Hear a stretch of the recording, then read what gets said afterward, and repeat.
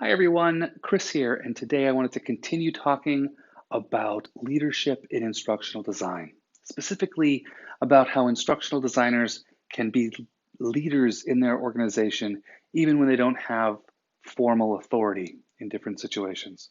So there's a common misconception about leaders and leadership and what makes a good leader. How many times have you heard someone say that they want to be just like Jack because he's such a great natural born leader? He's so charismatic. And both of those are really not very accurate ideas. So Jim Collins has a great quote, and it's we should never confuse charisma with leadership. They're very, very different ideas. In fact, Jim Collins credits good leadership more with humility. And being an effective leader has to do with providing a compelling vision, setting and communicating goals, and developing a healthy climate.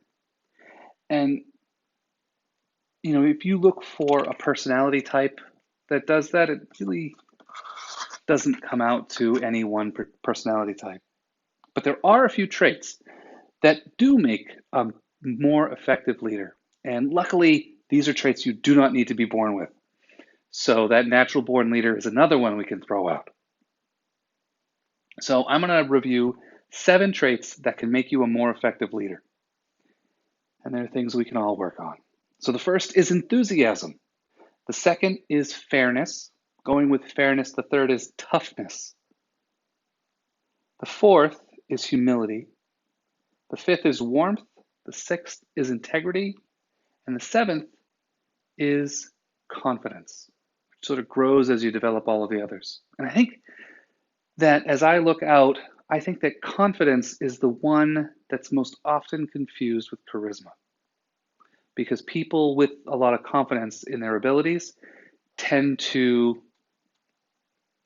have a little bit more of that jazz about them.